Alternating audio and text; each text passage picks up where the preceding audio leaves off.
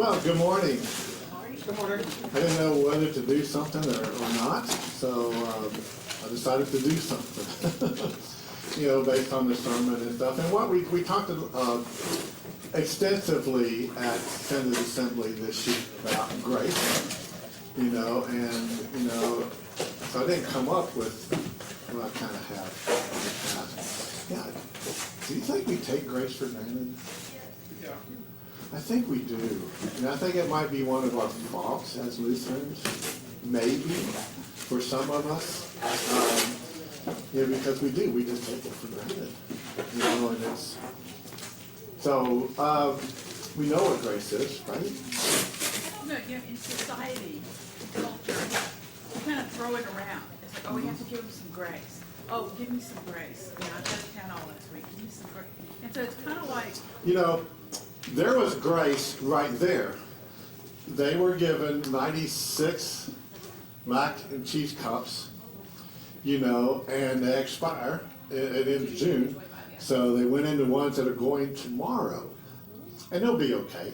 Oh, yeah. Oh, June. Yeah, June just started. Yeah. But that's grace in action. Someone, I guess they told them what we were doing, and they were gifted those items. So, the 71 bags over there are going to have an extra one or two mac and cheese cups, which is grace in action.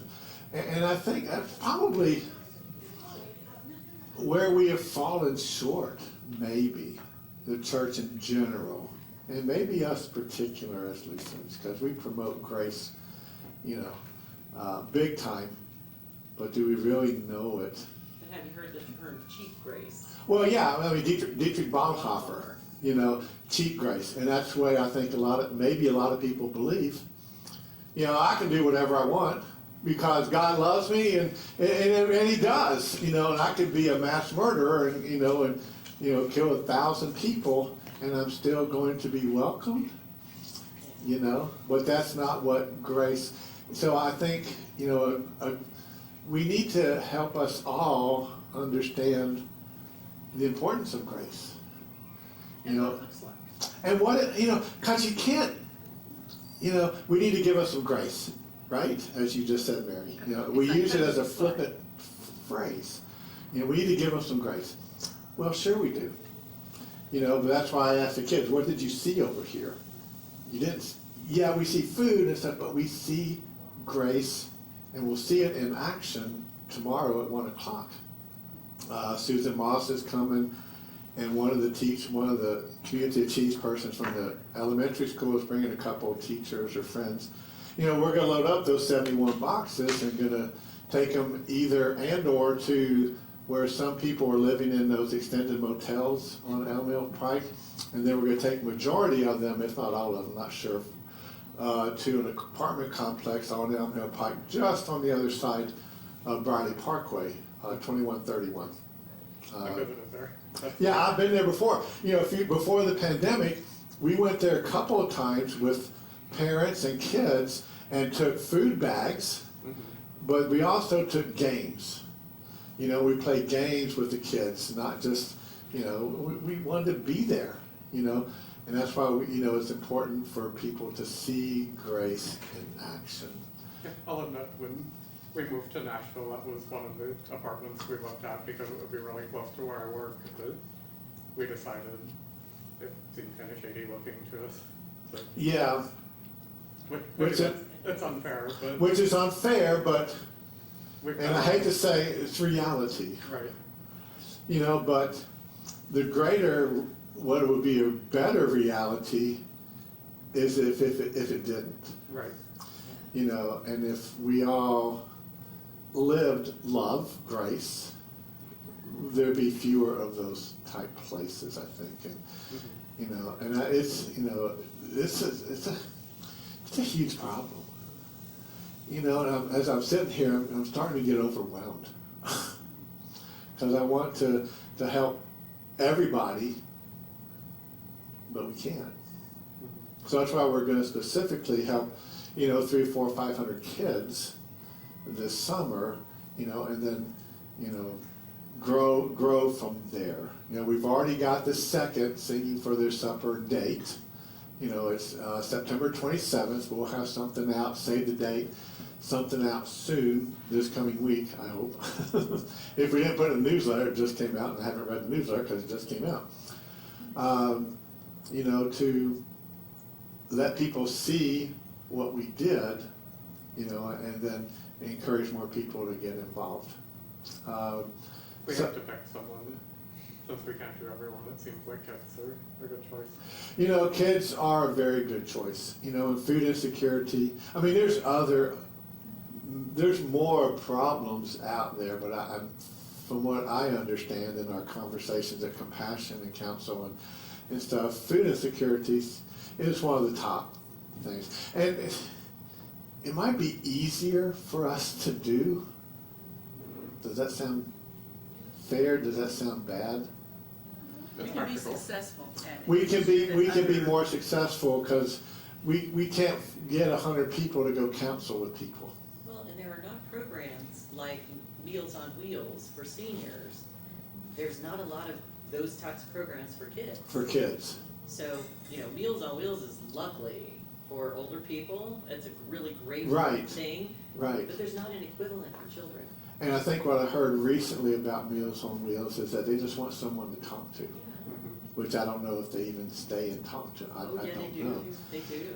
You know, and, you know, we had a conversation a few weeks ago. You know, we need to get more churches involved to partner with us instead of just partnering with schools, you know, partnering with other churches, you know, to get more people involved. And, you know, of course, I want more and more people to come here. I mean, I do. I mean, you know, and I want that to happen so we can make this 500 to, you know, 1,000 or whatever. But, you know, we have the capability of knocking on some church doors, you know, and, you know, getting them involved with this upcoming one. You know, how much more can we do collectively as a group, you know, because the bottom line is to show the grace. You know, it's not all about me. It's not all about us. It's about us, you know. So what are ways that we can show that grace? Do we need to start here more? Do we go out there more? Well, it's like, you know my peculiar church history. Yeah,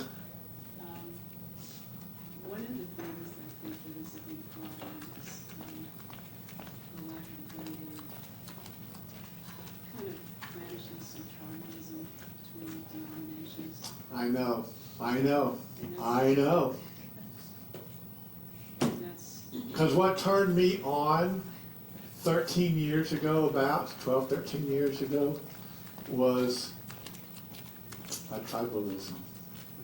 Because, you know, like in 2012, I had a pastor from down the road call me up and said, Rick, we're getting some pastors together here, you know, up and down McGavick Pike, you know, to make a difference in our community.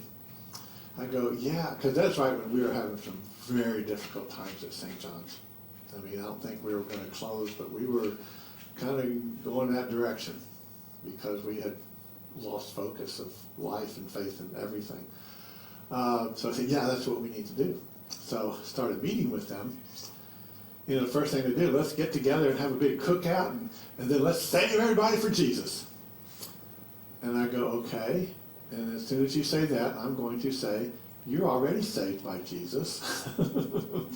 And we kept doing, you know, trying to come up with something to do, and we never did anything. It ended up after about 3 or 4 months, you know, a pastoral counseling session. And I vowed to go to one last meeting, and that's when I met Nicole Vaughn, you know, at Two Rivers. It told me about 30 homeless kids 1 mile from our church. And we haven't looked back since, you know. So tribalism, you know, I wasn't going to meet with those people, you know, and fight, you know, the faith battle. You know, when you were saved, how are you saved? Do you have to be saved? Already been saved, you know. But we need to change that, and thank you all. We need to incorporate you know, what we're trying to do to feed people. Doesn't matter what your theology is. It's kind of like the blind man and the elephant. The part of it that you're one little person, you're touching that's the gospel truth. That's the whole of religion, Yeah. the whole of the truth. Yeah, And it's not. yeah, Well, and unfortunately, other denominations have the idea that you are 100% in or you're 100% out. There's no, and I'm not saying that there's gray, but I'm saying they don't allow you to wrestle with passages of scripture that are right, right, They don't allow you to look at the practical every day because for them it has to be black or white. It can't be, you know. So unfortunately, if you have an in or out kind of attitude, it's really hard to let more people in if they're not 100% with you. but And how, that's really hard. yeah, well, it is hard because, and that's why I think, and I've said this a lot of places, I was talking to some pastor friends this past week, you know, people just don't know who Jesus was. No. They don't know what an impact he made on people's lives and, you know, people, you know, that we wouldn't, you know, normally go to. I mean, Jesus went to anybody and everybody, except anybody and everybody who came to him, and that's what got him killed. That's what got Paul killed. That's what got Peter killed. That's why, you know, a lot of them got killed. You know, And circling back around to grace, that's the other piece of it. It's hard. There are people that I feel we have a responsibility to show grace. In Right. addition to accepting it. But part of that is showing grace to people who are really hard to show grace to. well, I mean, it's really hard to say that, you know, to, you know, a mass murderer, Exactly. But see, you know, then there's a yin and yang of grace and mercy. Because grace is giving you something that you don't deserve. Mercy is not giving you something that you deserve. yeah, So mercy is what our society is completely lacking. yeah, Because, oh my gosh, if somebody makes a mistake, teenagers caught on video doing something stupid are killing themselves. or, yeah, Because our society absolutely has no mercy for people who make mistakes. Same thing with denominations and people. Somebody makes a mistake, they're just gone. They're just Yeah. ostracized. There's no mercy. yeah, There's no mercy in our society. We have become cruel as people. yeah, And grace is one of these things saying, you don't deserve this, but here's this gift. yeah, But it has to go with mercy, saying, yeah, you're not a 100% lovely person, but yeah, Christ died for us. Yeah. So I think that's what's unbalanced. yeah. We don't have any mercy. Look at our prison system. We're not educating our kids, but we're happy to send them to prison. How does that make any sense? If they Well- make one mistake, they spend the rest of their life in jail? Doesn't judgment belong to God? Yeah, well, I mean, there are consequences for your actions. Oh, of course. Absolutely are. You know, I just, like you're saying, we're a place that we don't teach it. And we keep people in prison, you know, and I'm just gonna use the black community, and I hate that. You know, because everybody says, you know, I'm the first black president, not Obama, I mean Clinton. You know, I mean, we're gonna do this and that for, you know, for our black brothers and sisters, and it's still there. You know, and, you know, if Mary Beth Gamble was here, she'd tell you stories of why they spend all their money on the best Nike shoes. Because they don't know if they're gonna be here tomorrow, you know, and they're gonna do what they can to give them some peace or feel good about themselves right here and right now. You know, and they're pretty much are led down that path because the society does not show grace, show mercy. It doesn't teach it, you know. And I love talking about this. I hate talking about this. Do you get Because, sojourners? hmm? Do you get sojourners? No, There are some wonderful articles in the last two issues about just all the stuff we're talking about. yeah, And they're little short things. And there's one I'm gonna bring up tomorrow night. on Okay. About the anger storm in our country. oh, I know. You know, and that's, you know, and I will send out in my notes tonight, Kathy's gone, so I'm gonna be working around the clock probably. But, you know, our book study tomorrow night will finish up the introduction anyway. You know, Richard Rohr's book, The Tears of Things, talking about the way the prophets, you know, seeing the moral injustices, bringing them to tears and anger, but also bringing them to action to help change, you know, help people see the problems and then see how God is working through that in spite of themselves. You know, I think everybody should be a part of that. But you know, there's something that you said that just really resonates in today's world. I think a lot of us do see those things that are the injustices. We do see all of these things that are absolutely wrong. And we're afraid that if we advocate for Yeah. righteous consequences, that we're gonna be the next target. Well, and I'll tell you, just in front of us, you know, right here, a lot of pastors are afraid to preach it. Yeah, sure, oh, yeah. You know, and sometimes I have a little bit of that fear, you know, but we got to get over that. Because it's not, because, you know, it's not a political issue.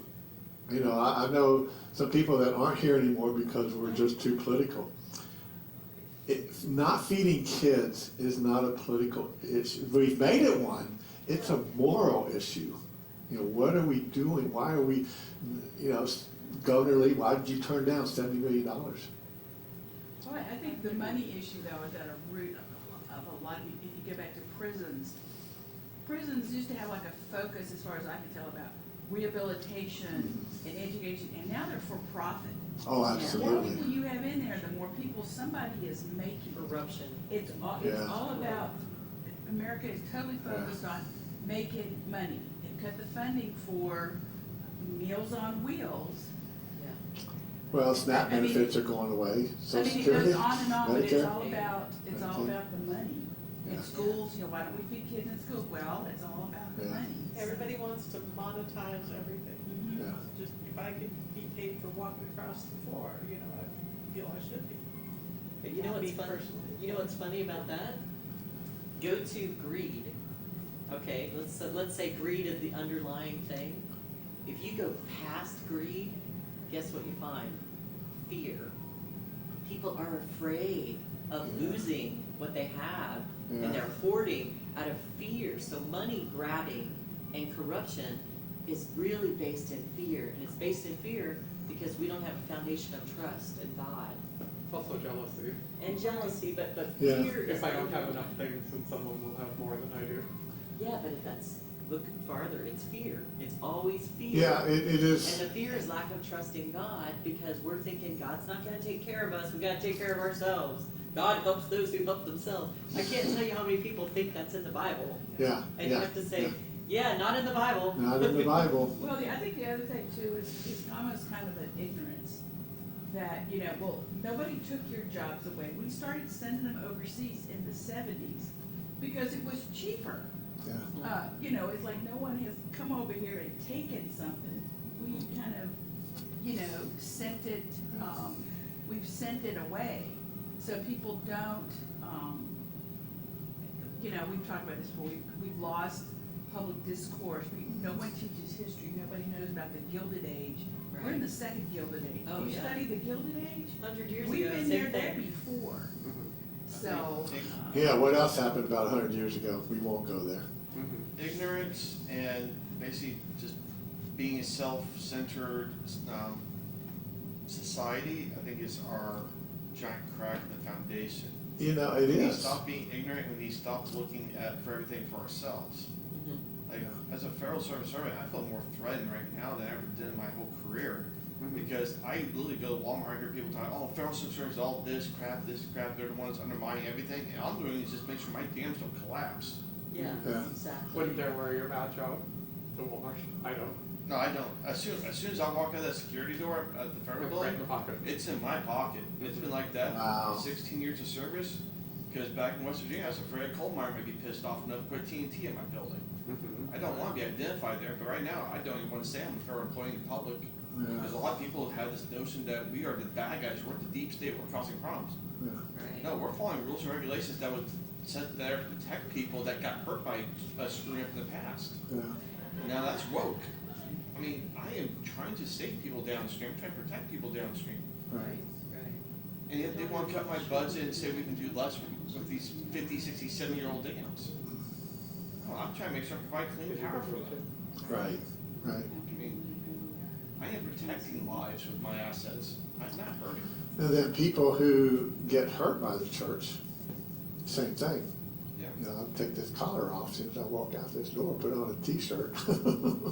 You know, I mean, I'm not, but, cause I'm proud of this. You know, it opens a lot of doors. Not that I get stuff, it's, can you pray with me? You know, or, yeah, you a minister?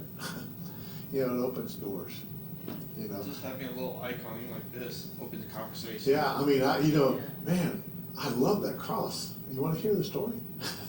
Won't take long.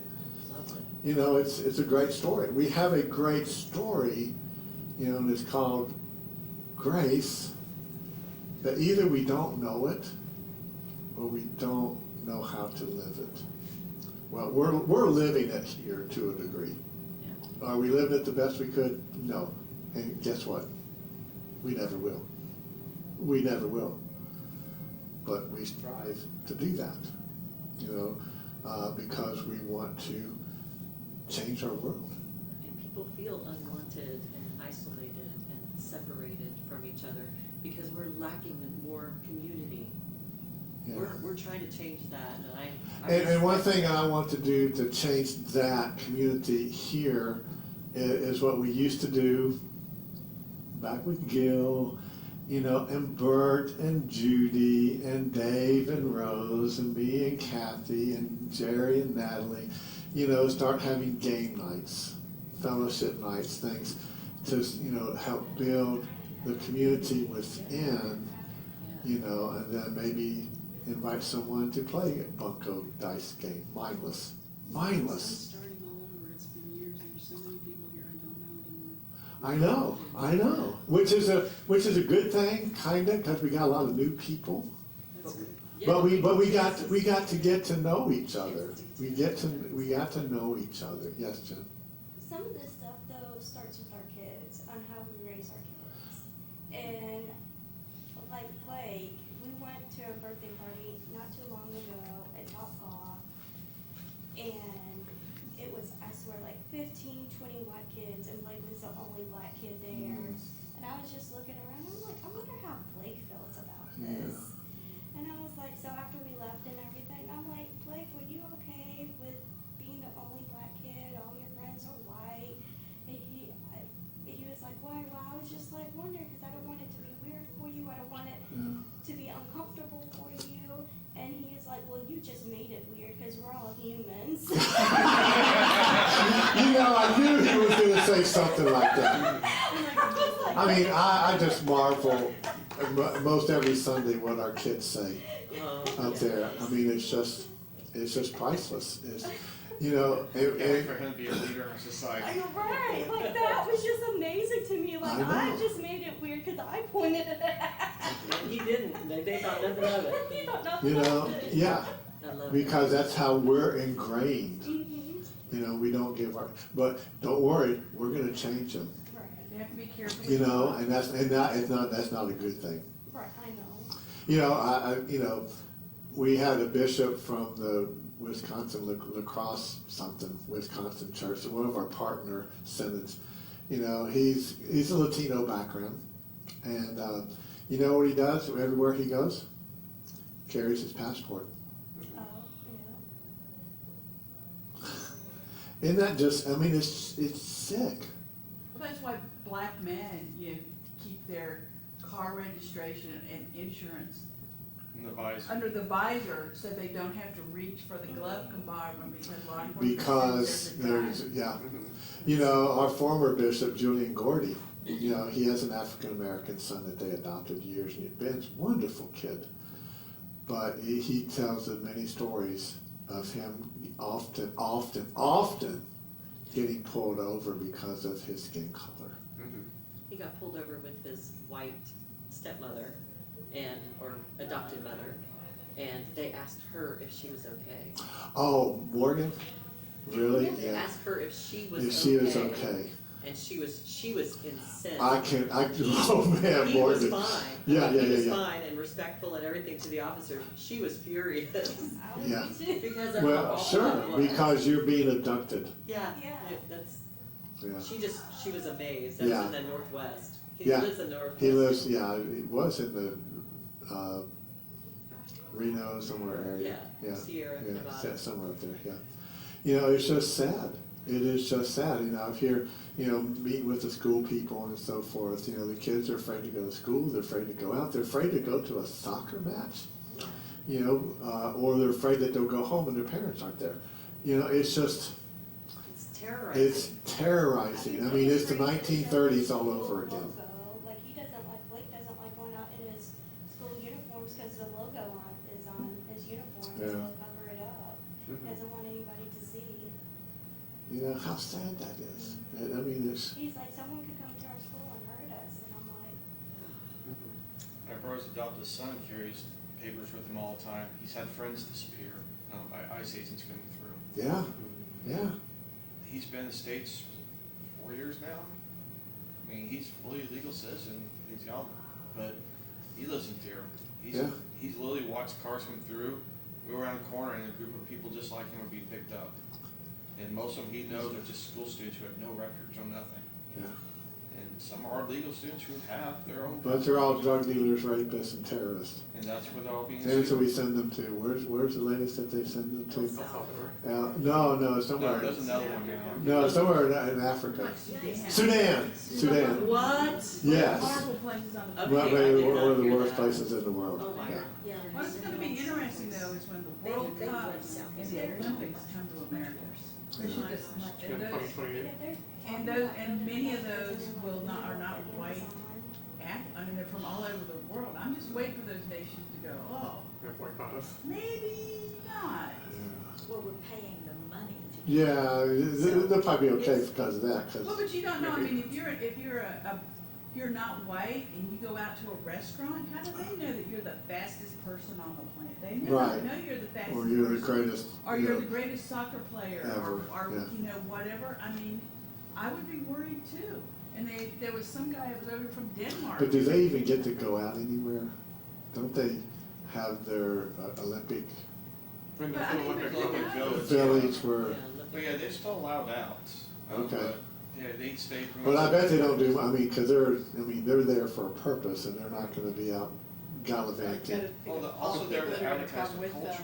to. Yeah. Yeah. Are their families gonna come watch them perform? I mean, it's kind of, Yeah. I don't know, the world, is turning and they might just say, you know what, we're not coming.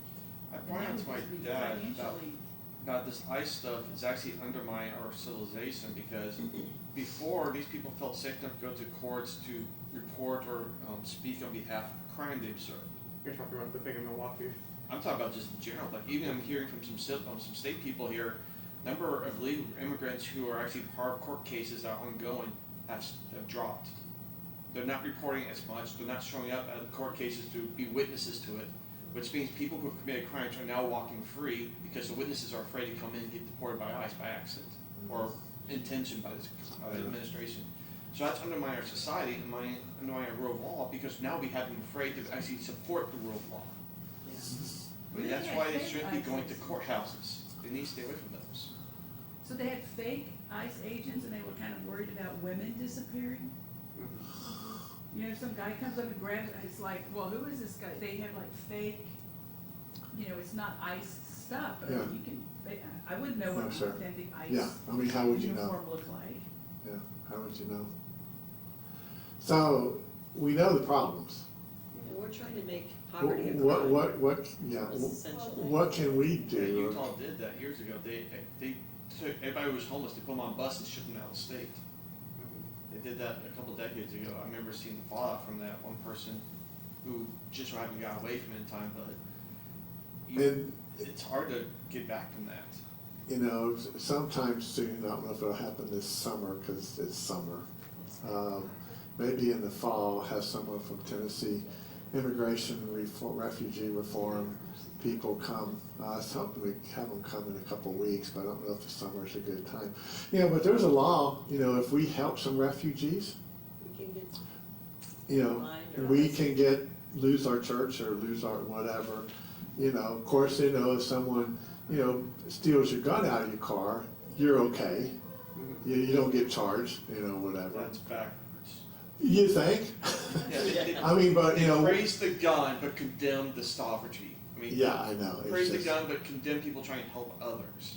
That is But not we, what you Christ know, stood we have ingrained, our government has ingrained in us that every one of them are terrorists, or rapists, or murderers, or drug dealers. I mean, Except that's, the ones who pardon. that are, That's not good. Oh, that, that. okay, yeah, They let's- are until you say otherwise. you know, Yeah, that, who must have, I know he did the Chrisleys, Yes. but there was somebody else. the sheriff that paid, that people paid. Oh, to get- you know, that was gonna kill the governor of Michigan. Oh, there's that one too. There's Uh, also the sheriff of North Carolina. Wisconsin. The It- gang leader, I forgot his name. Yeah, some Yes. really The bad. Proud Boys leader? No, guy? Yeah. no, he started one of the gang, I forgot his name. I don't know if we're gonna change that. Well, I gotta tell you, I- a short story. My mom lived on the Mexican border, and she had a group of people who took bags of rice and beans and socks and clothing Yeah, across the border. And she had a big old Suburban. And she stopped trying to export because the exporting is so corrupt. Even if you try to export it to get it to these people, and it was a church down there that they were working with, yeah. you can't, it gets stuck, it doesn't get there. So she and her husband took to smuggling food and clothing. And I said on the phone, "Mom, you're gonna get arrested. What are you thinking? You're breaking the law." And she said, "Well, if the laws are corrupt or wrong, you have to break them." Yeah. And I was still young enough that I was like, "My mom is insane." And they were detained one time. Yeah. And they pulled him over. They kept him for about 5 hours. Wow. But they knew someone, and they called someone who knew a council member or Yeah. somebody, and they released them, took all the stuff, but let them go back into the States. But it stuck with me because now, just exactly what you're saying, when the laws are wrong, what do we do as Christians? Do we really break those laws? That is, that's Bonhoeffer area. Yeah, well, it is. You It have to is. start thinking, if morality is gone, what side are we on? We may be on the wrong side of the law if we try to do what's right. That is hard. Those are some Well, hard a bunch of choices. us went down and prayed the Lord's Prayer, and got kicked out by the police. This issue of Sojourner had an article on what do you do when you feel overwhelmed by all this stuff, Yeah. and you don't feel like there's anything you can do. And the gist of it is, you start locally with what you can do. And that's what we're trying to build here, is start In here. locally. That You same know. article is a quote from Louis Brandeis, who said, "The most important official in any democracy is the citizen." Yeah. That's good. And you're not. And I wish that was true, but there's gotta be a lot of citizens to, Yeah, and then go to the, the ballot box, Well, next year. one of my daily prayers is open the hearts and the minds of people who don't see what's going on. Yeah, but maybe our prayer should also be, how can we help those get to vote? Do we want to get a conscious effort? It starts right here, whether we're feeding people, as we're doing a good job at, Yes, we gotta get political. how, Well, we gotta get more moral.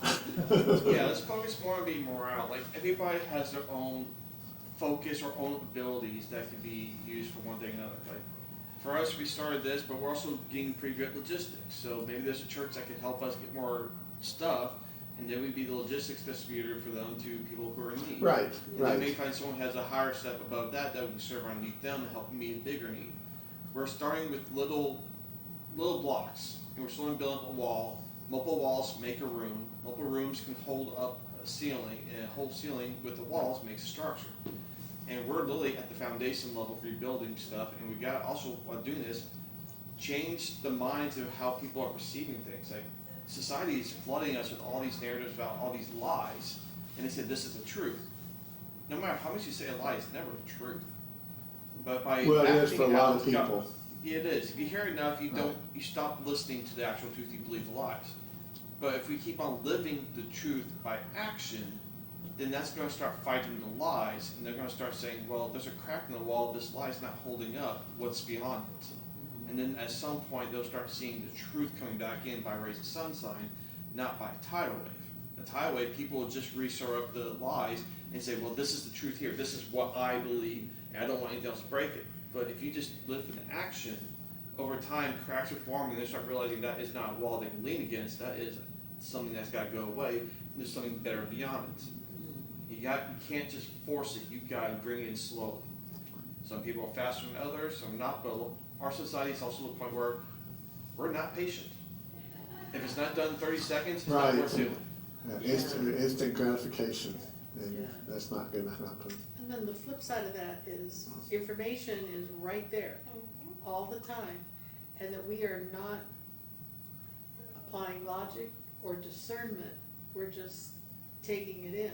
And we're So not that makes us questioning. far more susceptible to propaganda, to Yeah. accepting things that are not true at all, Mhm. and to adapt someone else's opinion rather than taking the time to form our own. It's a fire hose of information. Well, yeah. constantly, you know. You know, I Democracy wonder- only works with an informed electorate, but the thing is, they've chosen to make sure we're uninformed, so therefore we can't function as an electorate. Yeah. They wanna keep us ignorant, not educated. Yes. Yeah. And how do we Easy to control. educate, and y'all know why we did this, right? Yeah. Why did we do this? Yes. There's many ways that can be answered. It's because the kids don't have food. It's because the funding for our Because, programs were I cut. mean, can I get up here on a Sunday morning and say we did this because Governor Lee turned down $70 million? No, you would have done it anyway. We would have done it anyway, because if you'd have taken 170 million, there would still be There would kids in still our be- area that need yeah. food. Ideally, we should have done it regardless of the money, but the precipitous of the action. It did precipitate what we did. Yeah, we may have done something like this before, but because of that action, we felt like we had to go bigger. Right. I mean, just because someone's afraid of taking a step doesn't mean someone else shouldn't be afraid to take that same step. And I think that's where we have to sit, we cannot stop every bad thing in the world. We cannot No. control No. other people's actions. But if we approach everything with this same kind of perseverance and determination, we can do great things. Yeah. Like in my house, I'll use this as a good example. Like my house is a complete utter mess. We had bed bugs that we've had treated, and I've got to clean up the whole house. My house is a whole wreck. My wife, being pregnant, very emotional, and whatnot, said it's overwhelming. I can't take this anymore. I'm like, find one room, one corner room, and just start there. You don't look at the big picture. It's nothing but overwhelming. It's a giant, monstrous Yeah, concrete yes. dam in front of you. That little hammer will do nothing. But look at one little spot in front of you. Just focus on one area and just work in that little area and get it done. And after a few of those, you realize it's not as big of a problem as you saw before. As long as you keep on making little pieces at a time, eventually it'll come down to some more manageable and you're no longer so stressed about it. Like having 15 big giant bags of laundry you gotta reprocess, make sure there's nothing in them. Granted, I didn't see bed bugs in them at all, but it takes like an hour to make sure it stays at hot enough temperature, make sure I get it, but it's terribly overwhelming. My wife was yelling, my kids were going crazy. I had to get out of the house. I was getting stressed. But I had her and her friends, the ones that were here for the Yeah. gender reveal, they took whole set to the laundromat, processed them there. I was processing my home, I was cleaning stuff up, I was spraying stuff down with isopropyl alcohol, drying my hand out from all of it, processing stuffed animals, and now I'm actually starting to see the floor of my room again. Yay! And I Yay! haven't seen a bed bug in 7 days. Thank God. And hopefully, that was the last egg hatches being done, but I got pest control coming in for like the next several weeks to make sure they stay dead. But focus on one thing. We are choosing to focus and feed the kids nearby. That's our one task in helping chip away at the problem. Another church say, okay, we're going to work on maybe getting clothes from first season. Another church will choose something else. Everybody has something they feel like they can focus in. And as long as we all do our little part, it heads up to a big step in the right direction. Right. Let's not lose the fact that, yeah, there's tons of problems. But all we gotta do is work on one little problem at a time. Yeah, yeah. And then like getting butts in the pews, as long as we're out there serving community, people will come here out of curiosity about why we're doing this. And some will stay, a lot won't. Yeah. It doesn't really matter to me. The fact is we're doing a service, Christ's calling, and this is something we figure out we can do efficiently in a way that's very, very beneficial to the average person near us who's in need of it. And that is the greatest way to advertise grace and God's love in the action of doing it. Yes. Right. And people who want to follow the action Doing it. will come to us and be part of it.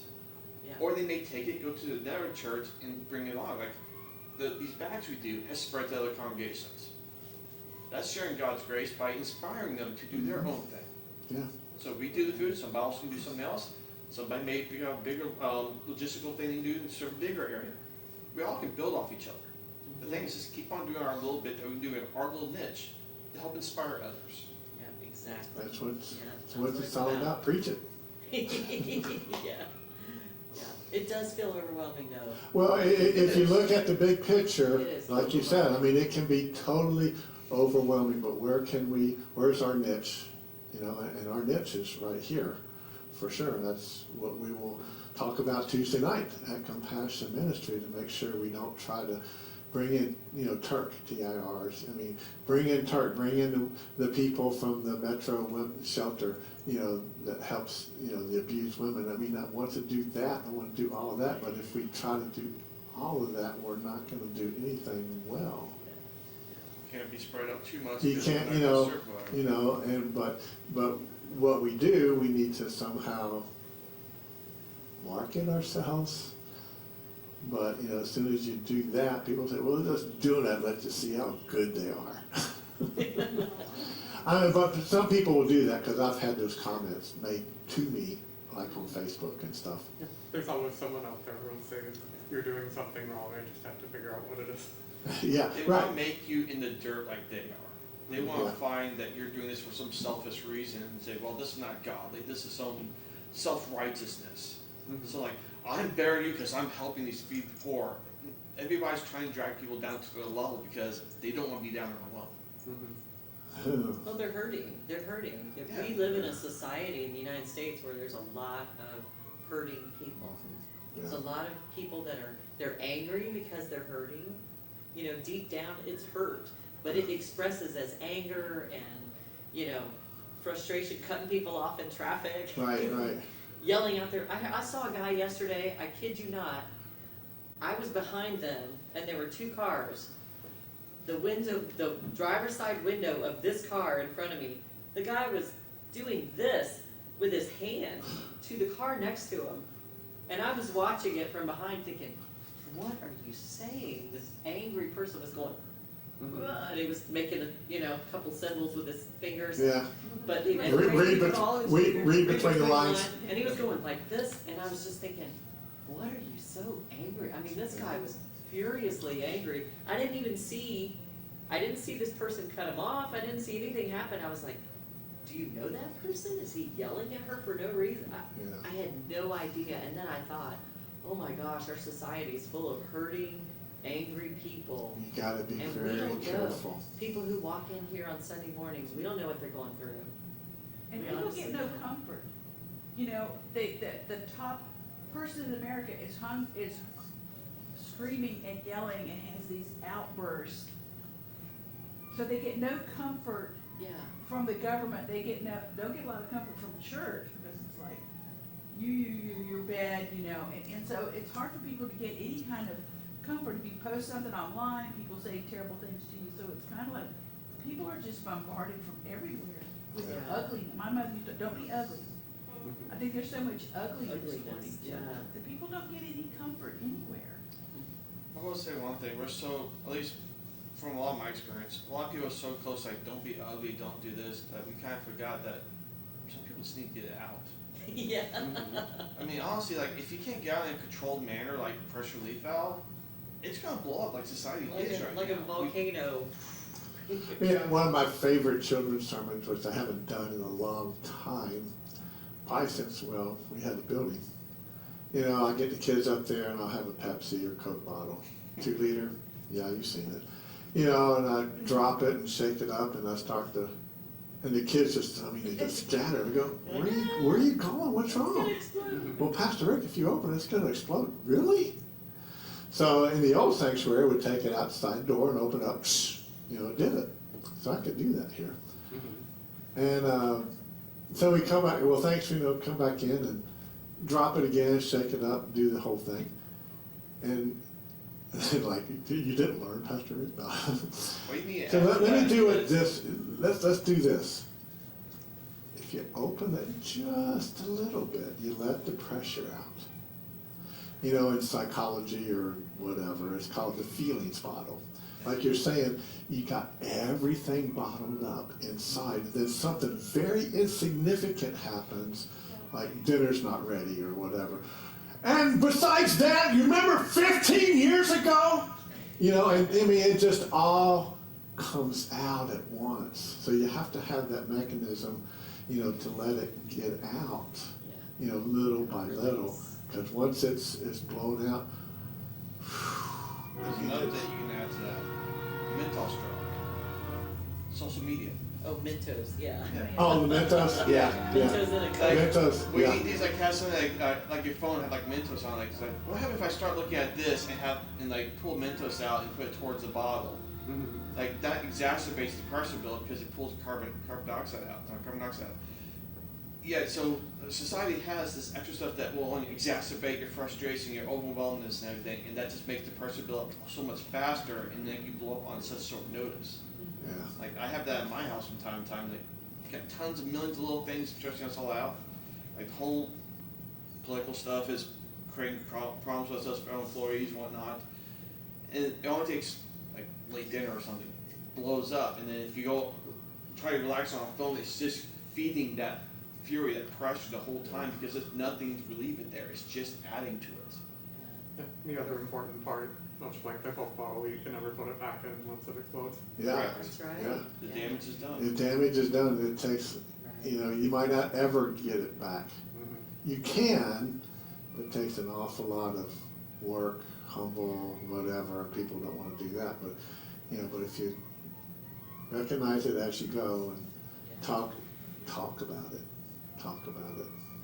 With my kids, if I blow up and I finally get to the point where I calm down later on, I will come to them and I'll come to their room on their terms. Basically, I'll knock on the door, ask for permission to enter, and then I don't just stand since I'm taller than them. I will either drop to my knee or I'll sit down near them if they're already on the ground and talk to them on their level. Right. First thing, I'm Right. sorry that I'm sorry that I blew up, and I'll explain what I did wrong and what I should have done instead. I should have walked away and calmed myself down for routine.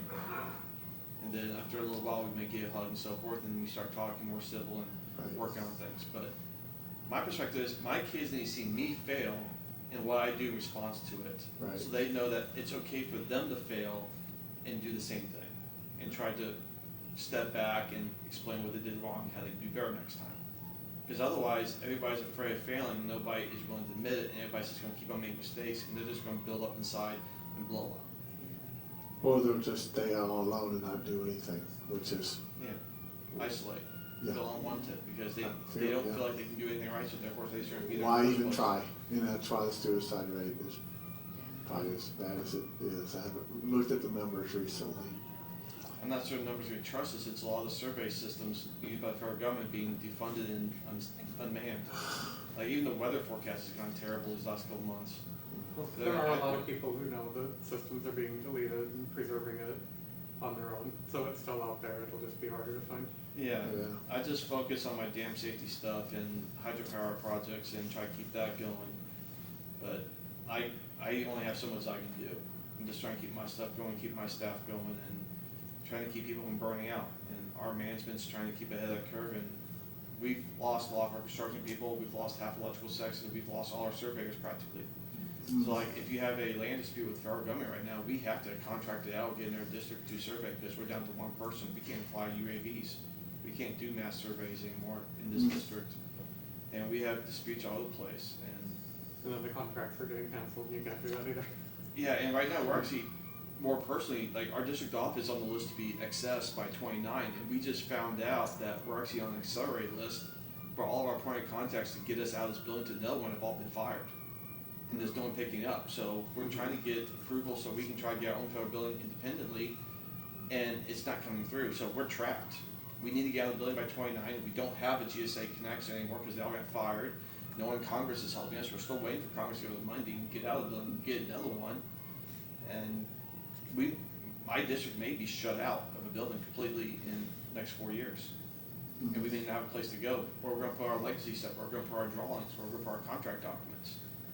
I mean, we still have to function to keep people safe. I mean, these dams do not stop. Right, we know what happened in 2010, and if Yeah. people aren't there, it's gonna happen again. Our water management is in that district office, and because we lost our secondary buildings at, Old Hickory because of the tornado, they don't have auxiliary place, it got destroyed. So we're still trying to rebuild from that damage. So our legacy ability to keep on functioning is in question if we can't get Congress or the government to give us the ability to get in our facility to move to.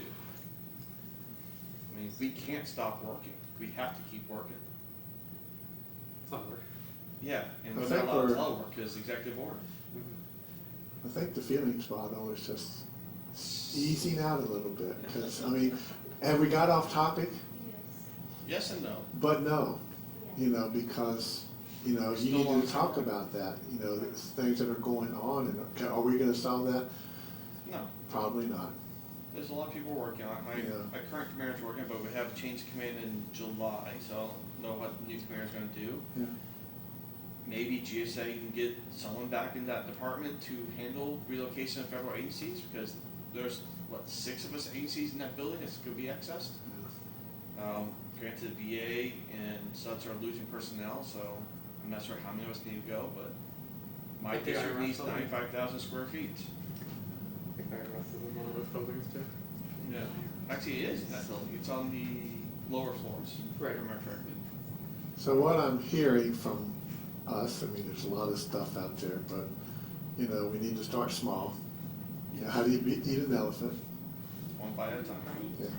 You know, so focus on here, and as we do it successfully, you know, grow it, then we can take another bite somewhere else to help make, you know, more of a difference. You know, but, you know, I can't wait to see what the reaction is going to be tomorrow or Wednesday. You know, to see what, yeah, and I can't take pictures. I don't think I can take pictures of a bunch of kids. Oh, No, You know, you know. they need their privacy. So, yeah, so you can take our word for it.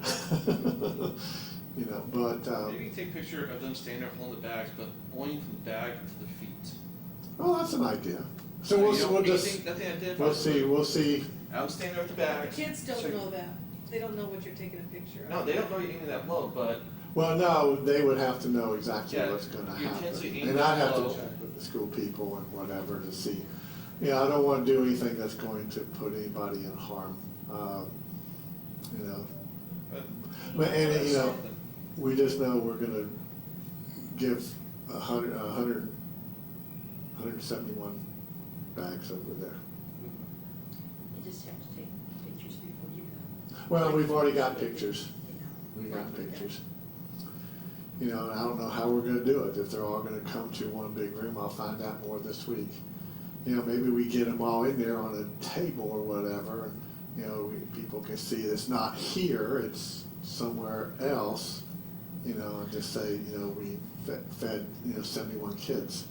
Might be helpful if you could take an interview with one of the resources. Oh, I will. Yeah, okay, yeah. Absolutely. That's the kind of thing. Absolutely. Something like this is Nashville or June. You know, so easy. It is so easy, you know. Yeah, thank you. That's a great idea. Doc, I was wondering if we could get pictures of the feet. That may spur another congregation to help donate shoes, because they're probably gonna show a lot of shoes that are in poor shape. So create domino effect. Yeah, so we'll check in to see what we can and can't do, but Yeah. definitely can, you know, do that, to talk to the resource people. If there's items we've forgotten to bring this week, is there still time, or is this it? Oh, yeah, there's, you know, we're gonna be, I mean, we still have a bunch of money to spend. Okay. That's maybe $500 more, whatever, I don't know, Mhm. yeah. So we'll always take that, because we're not gonna take all this at one time. You know, we're gonna try to spread it out as much as we can, because maybe 100 of these will go to the elementary school, you know, next week, and 100 the next week, and by then we'll have, you know, 300 more, you know, to try and space it out as much as we can, depending on what their schedule is. Are the bags designed to last a certain number of days or for a certain number The of food? Yes, none of us are nutritionists, and Yeah, no, I mean, you can look and see what's, how long does a box of cereal last? yeah, how long does a box of cereal last? How long does a box of crackers last with, you know, with the tuna fish that's on there, or the peanut butter? Depends You know, how hungry and- you are, I suppose. Yeah, it depends on how many kids and how hungry they are, Mhm. you know, and, you know, How we're many not people gonna, share it with too? I mean, they may be the one coming to receive the bag, but they may be. and you know, someone's gonna steal their food. They might, yeah. I mean, you gotta keep that in mind, that's, some of those kids might have their food stolen from them or bullied. I mean, you just don't know, and you can't do anything about that, you know, I have a unless we're relative there. relatives where the father is the one who stole their food. He wasn't Yeah, married to the mother or absolutely. anything, but father would come in and literally take the food from the kid's mouth, basically, Yeah, and walk off and then go get some beer and alcohol stuff. And the kids are starving all week long. Oh my gosh, yeah. It's a crazy world, that's you crazy. know, so. All right, well, thanks for your time, and, the choir ladies were incredible today. I mean, just watching the video, you know, and holding, you know, like God holding your hand and stuff. Oh my gosh, it was, there, you know, how are you not crying at this, you know? And Becky just sent an email, a text, you know, to all of y'all. Loved you ladies, sounded great this morning. I got choked up just listening. I don't think I could have sung it without crying. You know, but yeah, I was wondering how that was gonna work, cause it, you know, didn't have words or anything, and it was just sound, but y'all were using that to, What we yeah. really wanted to do was have you hear the music, but see the. I mean, that was spot on, just spot on. Thank you, Crystal. Crystal did the piano work, so. You mentioned IRS one time when I went to that federal building, What is not something, the one here in Nashville. I She thought- works in Okay. Yeah, there was a accountant there with a poster. Thank y'all Oh, again. The music? It was nice. I had to Bought my mother a t-shirt with that picture because she's a CPA. Oh, I feel like she probably would have been able to sing it. Well, I already offended anyone if I video some of I this. think so. Okay. I think the item I'm watching for now is to make I'm sure gonna it's send it to safe. the city. They don't put me somewhere else. Tuesday the second, and then she said that she was still coming. Uh-huh. And so she Just was- in retirement, unfortunately. Okay. She said she would come in Los Angeles to help her kids from college. And they were meeting in Denver this I'm summer. gonna send it to the singing for their supper people. Yeah. You know, all the musicians and stuff. 'cause, Yeah. You know, they did all this. Pretty and young to retire. They probably, you know, Don't know they what all- kept up with them to tell them what all happened. Right. All this happened because of you, because you helped us raise money, so awesome. I'm gonna run to the restroom because, I'm weird about going to. Thank you. I mean, I was gonna say, I'm in the 3.5 more years, 3.5 more years, 3.5 more years, that's what We I all- said. Oh, I know. Yes, some need to That's- stand firm on the Constitution. Right. They're certainly working against that. They don't vote for us on 2029 or something. That's one of the things they're talking about having Trump Jr. on. Oh, please. I mean, I guess, like in Alabama, when Wallace was from limited out, so it's like, stuff we were supporting. Well, I think that's when I look for another country to live in for a while. See you Monday. Until now, I swear. when Ivy was elected, I think she's only the second woman governor now for Alabama.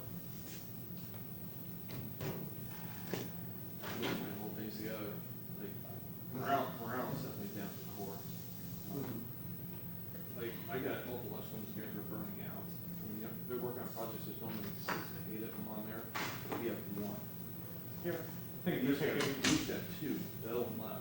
Well, I'm glad I know somebody that's trying to keep our dams around here together. I mean, it's scary.